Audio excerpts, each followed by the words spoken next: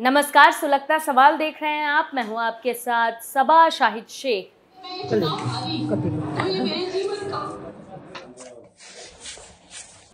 फूट फूट कर रोते ये कांग्रेसी राहुल गांधी के बेहद खास, जो ईडी का डंडा चलते ही बिलबिलाने लगे। डर के मारे ऐसे रो रहे हैं मानो अब जेल जाने की बारी आ गई है। कोई मां के गले लगकर नौटंकी दिखा रहा है तो कोई चुनावी रैलियों में सुबक रहा है। अपने नेताओं की करतूत से कांग्रेस की जमकर हंसी उड़ रही है, तो वहीं दूसरी तरफ ईडी ने ऐसा खुलासा कर दिया कि राहुल गांधी के घर में छुप कर बैठे हैं, राजस्थान की चुनावी रैलियों में आने से कतरा रहे हैं, क्योंकि कांग्रेसियों का भ्रष्टाचार और खजाना राहुल गांधी के गले की फांस बन गई है। तो ऐसे में कांग्रेस ने राहुल गांधी के बाद प्रियंका गांधी को राजस्थान भेज दिया है, लेकिन यहां आकर प्रियंका गांधी भी कानूनी पचड़े में फंस गई, जिससे कांग्रेस की हालत पर तमाम सवाल सुलग रहे हैं। क्यों राजस्थान में फूट फूट कर रो रहे कांग्रेसी? राजस्थान जाने से क्यों घबरा रहे राहुल गांधी? क्या चुनाव से पहले कांग्रेस के कई नेता जाएंगे जेल? क्यों ईडी के एक्शन से अशोक गहलोत डरे? इन सवालों ने कांग्रेस का सियासी पारा हाई कर रख दिया, क्योंकि अब राजस्थान में तिजोरियां खाली करने के बाद गिरफ्तारियों का खेल शुरू होने वाला है। सबसे ज्यादा डर तो गहलोत सरकार को लग रहा है, क्योंकि लाल डायरी पर भी एक्शन शुरू होगा, बेटे के मामले पर भी गांज गिरेगी। वहीं दूसरी तरफ जिन नेताओं के घर ईडी ने धावा बोला है, उनके घर से ऐसे ऐसे सबूत ईडी के हाथ लग गए जिससे बड़ा धमाका होने वाला है। ये सबूत खुद ब खुद कांग्रेस का खात्मा कर देंगे। आगे धमाकेदार ट्विस्ट का खुलासा करें उससे पहले ईडी के करंट से बिलबिलाकर रो रहे कांग्रेस नेता प्रकाश हुड्डा का ये वीडियो देखिए। इस माँ का आशीर्वाद लेकर के आपके बीच आ रहा हूँ, या तो मुझे मौत दे देना या मुझे जीत दे देना, दोनों में से एक काम कर देना साथी। आज इस 80 वर्ष की बूढ़ी माँ के ईडी की रेड करवा के किरोड़ी लाल मीणा साहब, आपने पाप किया है, आपको भगवान माफ नहीं करेगा। इस माँ का आशीर्वाद लेकर के फिर मैं जंग में हारा हूं, अगर हिम्मत है तो लड़के दिखा देना। कैसे ओम प्रकाश हुड्डा नाम नौटंकी दिखा रहे हैं, पाक साफ बनने की कोशिश तो ऐसे कर रहे हैं जैसे राजस्थान में कोई लूटमार मचाई ना हो। इसके घर ईडी ने पेपर लीक घोटाले के तमाम सबूत बरामद कर लिए। अब रोने की नौटंकी गिरफ्तारी के डर से हो रही, और वो भी कैमरे के आगे। हैरानी इस बात की है, रोना ईडी की कार्रवाई के बाद आ रहा है और मांग जनता से वोट रहे। कह रहे हैं कि या तो उन्हें जिता दो या फिर मौत दे दो। कांग्रेसियों ने अब रो रो कर वोट मांगने का नया एजेंडा शुरू कर दिया है। सिर्फ ओम प्रकाश हुड्डा ही नहीं, मालवीय नगर से कांग्रेस प्रत्याशी अर्चना शर्मा भी भरी महफिल में रो रो कर वोट मांग रही है। कह रही है रोने की वजह यह है कि 2 बार हार गई, लेकिन अब आंसू बहाने पर इन्हें वोट दे दो। मैं ये चुनाव हारी तो ये मेरे जीवन का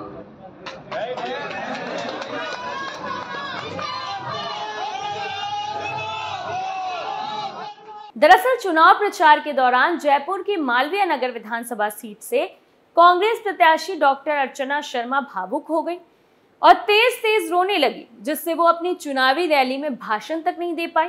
कांग्रेस प्रत्याशी डॉक्टर अर्चना शर्मा का रोते हुए वीडियो वायरल होने पर बीजेपी ने जमकर चुटकी ली। बीजेपी प्रत्याशी कालीचरण सराफ ने तंज कसते हुए कहा कि रोने से वोट मिलते तो वो पहले ही जीत जाती। कालीचरण सराफ ने कहा कि पहले डॉक्टर अर्चना शर्मा के पति सोमेंद्र शर्मा उनके सामने चुनाव लड़े थे, उनकी जमानत जब्त हो गई थी। अर्चना शर्मा खुद 2 बार चुनाव लड़ी और दोनों बार चुनाव हार गई थी। साथ ही सराफ ने कहा कि बीजेपी विकास के नाम पर राजनीति करती है और विकास के चलते ही बीजेपी फिर से प्रचंड जीत दर्ज करेगी।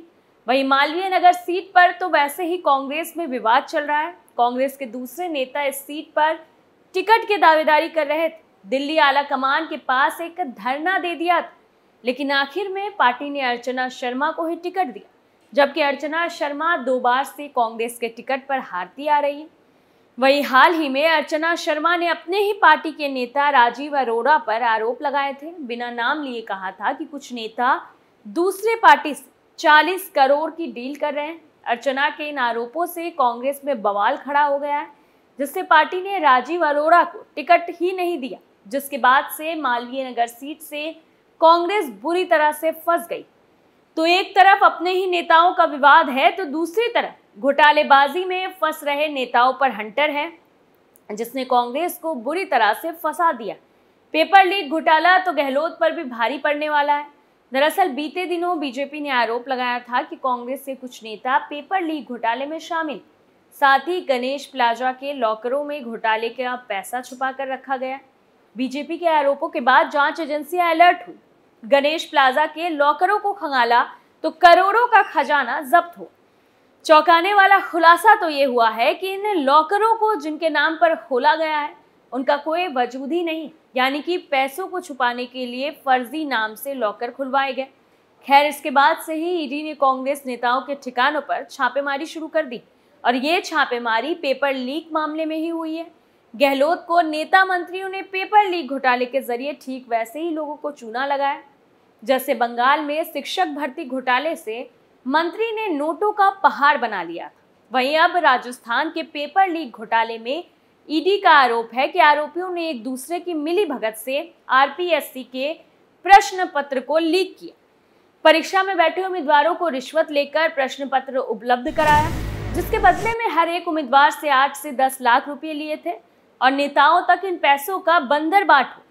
इन्हीं सबूतों के आधार पर ईडी ने कांग्रेस प्रदेश अध्यक्ष गोविंद सिंह डोटासर और प्रकाश सिंह हुड्डा के घर पर पेट्रोल पंप पर छापेमारी की, जहां से कई तगड़े सबूत मिल गए हैं। अब इन नेताओं को तो गिरफ्तारी का डर सता ही रहा है, बल्कि जांच की आंच अब गहलोत तक पहुंचने का खतरा भी दिखाई दे रहा है। यही वजह है कि न सिर्फ कांग्रेसी फूट फूट कर रो रहे हैं, बल्कि राहुल गांधी की हवा भी खराब हो गई है।